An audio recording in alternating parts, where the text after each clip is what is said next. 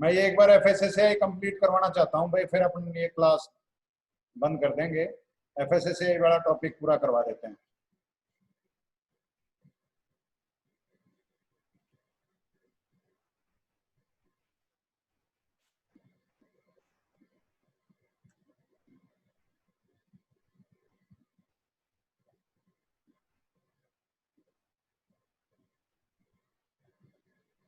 तो मैं जो बता रहा था, इनकी आवाज आ रही है भाई तुम्हारे तक मेरी? Yes sir. Yes sir.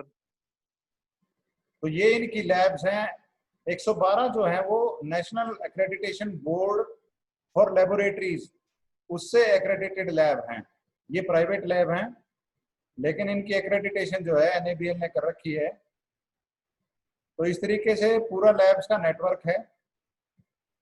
तो इसमें चेयरपर्सन होता है और 22 मेंबर होते हैं, जिसमें से 1/3 विमेन का होना जरूरी है। अब 22 मेंबर टोटल कैसे होते हैं? 7 मेंबर जॉइंट सेक्रेटरी रैंक से नीचे के नहीं होंगे गवर्नमेंट ऑफ इंडिया के।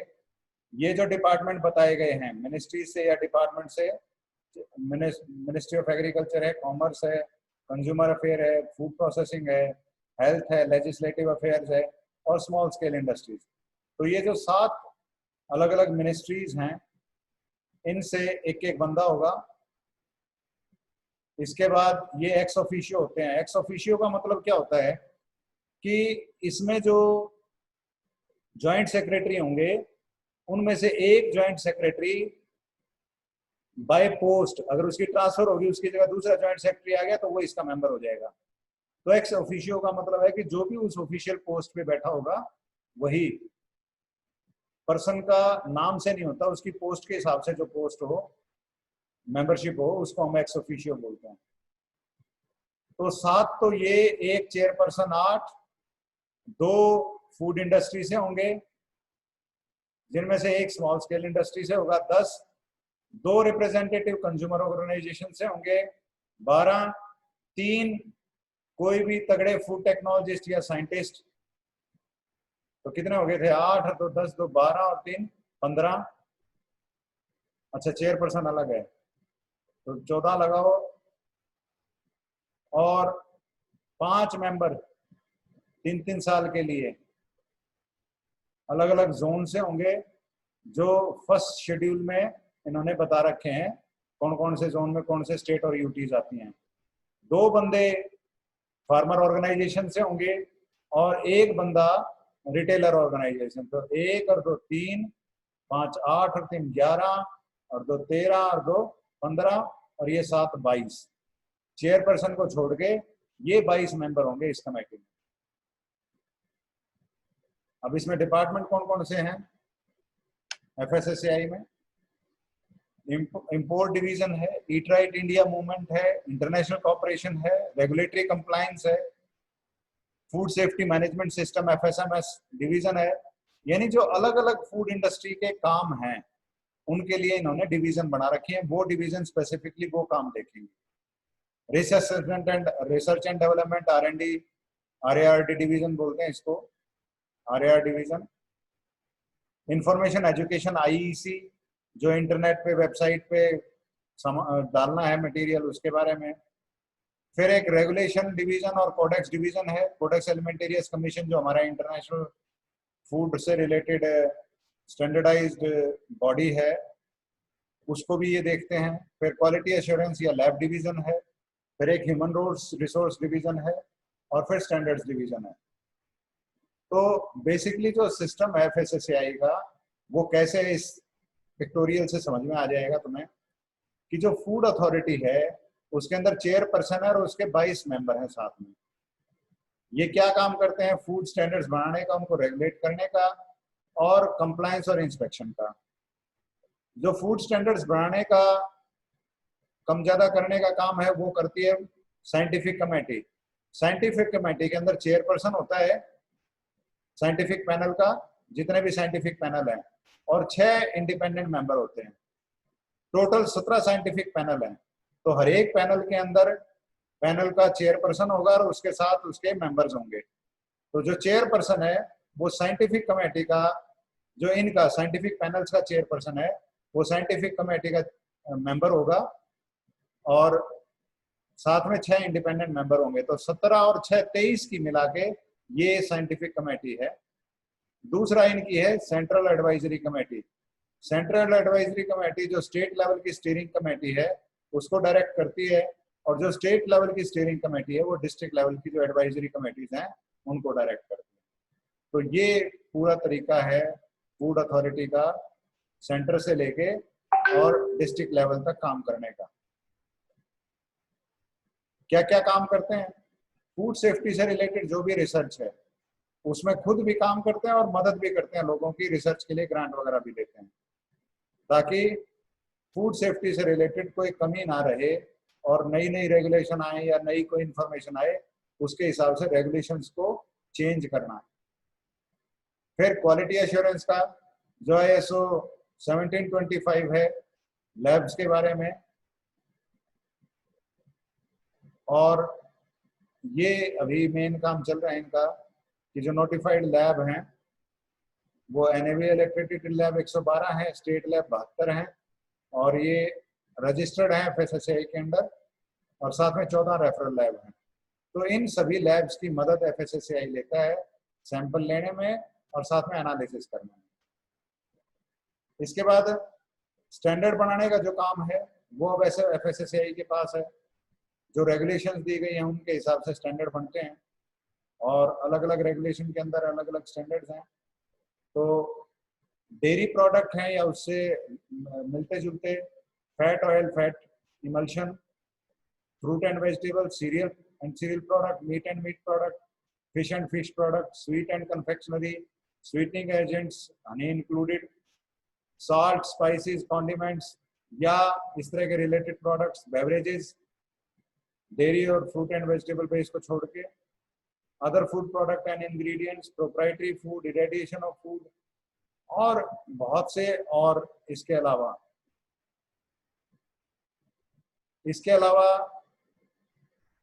जो WTO है, वर्ल्ड ट्रेड ऑर्गेनाइजेशन है, उसके अंदर भी SPS जो कमेटी है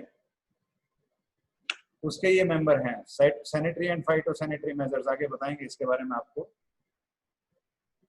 और इनका ही काम है कि सभी जो भी स्टेक होल्डर हैं उनसे उनके कमेंट्स लेना और स्टैंडर्ड्स को फिर बाद में फाइनलाइज करना और फिर नोटिफाई करना गजट ऑफ इंडिया के अंदर और फिर इंप्लीमेंट करवाना फील्ड के अंदर। कंज्यूमर को समझाने का, कंज्यूमर को अगर कोई मिसलीडिंग एडवर्टीजमेंट है उसके लिए अलग से इनका गामा पोर्टल है। Gamma portal grievances against misleading advertisement, इसकी गामा की फुल फॉर्म ये है, जिसमें कि वो अगर उसको किसी चीज से शिकायत है तो कंज्यूमर वहां पे कंप्लेंट डाल सकता है, फिर उसकी कंप्लेंट पे काम होता है। FSSAI 3 तरीके का लाइसेंस बेस्ड रजिस्ट्रेशन या लाइसेंसिंग देती है। पहला है रजिस्ट्रेशन, 100 रुपये फीस है, आगे इसका डिटेल बताएंगे। और जिस भी बिजनेस की टर्नओवर मतलब पूरा साल का लेना देना 12 लाख रुपए से नीचे है, जिस तरह मान लो कोई गोलगप्पे की रेडी लगाता है, कोई बर्गर की, पैटीज की, इनकी रेडी लगाता है, छोटी दुकान है जिसमें पूरे साल में 12 लाख का टर्नओवर होता नहीं, 12 लाख का सामान वो बेचता नहीं, उससे कम अगर है तो इनको रजिस्टर करवाना जरूरी है। बिना रजिस्ट्रेशन के कोई भी रेडी दुकान खाने पीने का सामान नहीं बेच सकती। खाने पीने का सामान का मतलब कि वो वहीं बना के या वहीं पे प्रोसेसिंग करके जो करते हैं। फिर स्टेट लाइसेंस है, 12 लाख से लेके 20 करोड़ तक अगर टर्नओवर है तो स्टेट लाइसेंस लेना होता है। इसकी 2 या 3 हजार रुपये फीस है साल की। फिर है सेंट्रल लाइसेंस। सेंट्रल लाइसेंस की जो फीस है वो 5,000 से लेके 7,500 रुपये, अलग अलग कैटेगरी की, और टर्नओवर जो है इसमें 20 करोड़ से ऊपर अगर है सालाना तो उनको सेंट्रल लाइसेंस लेना होता है। इसके अलावा और भी बहुत से क्राइटेरिया हैं कि बिजनेस किस जगह पे है, कितने रिटेल स्टोर्स हैं, तो ये सारी चीजें लाइसेंसिंग देते हुए इसमें देखते हैं।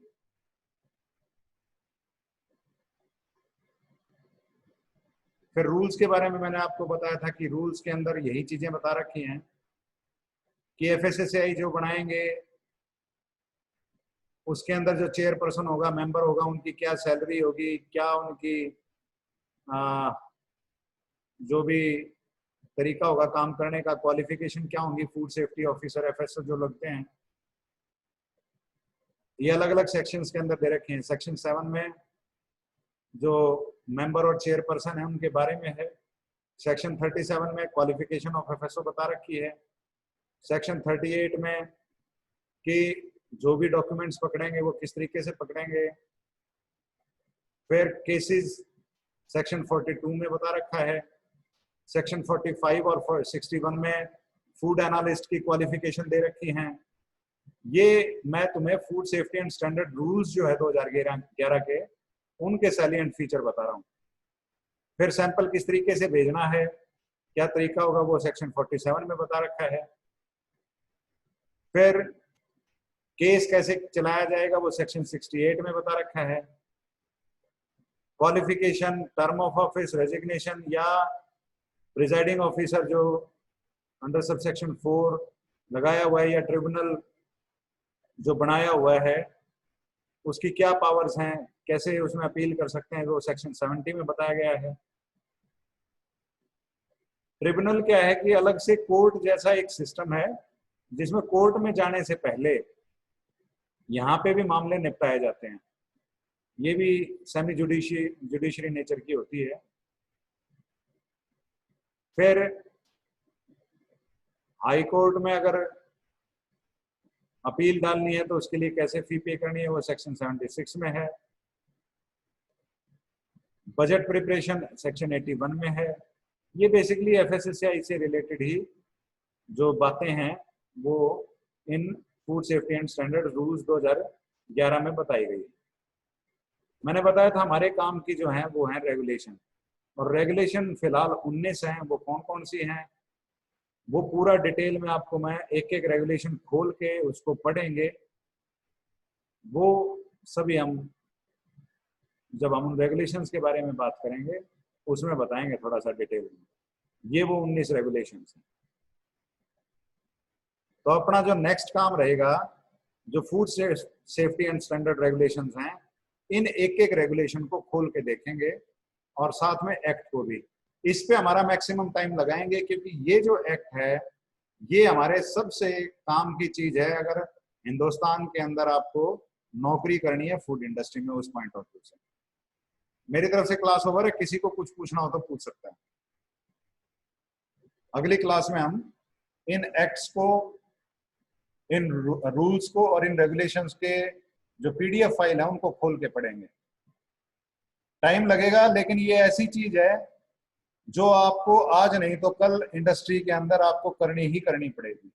इसके बिना काम नहीं चलेगा। इन सभी चीजों के लिए मैंने ये कोर्स अलग से बनवाया है क्योंकि ये इतना इंपॉर्टेंट है, और इस चीज का अगर बच्चों को ना पता हो तो वो 8-10 साल ऐसे ही निकल जाते हैं और उनको पता नहीं लग पाता कि ये सारा धंधा हो रहा है या बिजनेस चल रहा है तो किस तरीके से चल रहा है, कौन से कानून है। कुछ पूछना है? हाँ भाई।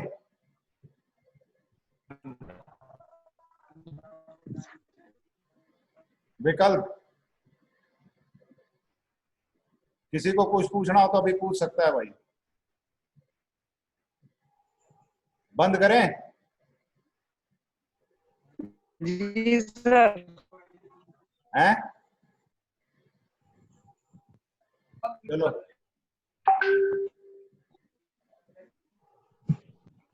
तो आज की क्लास ओवर होती है भाई मेरी साइड से।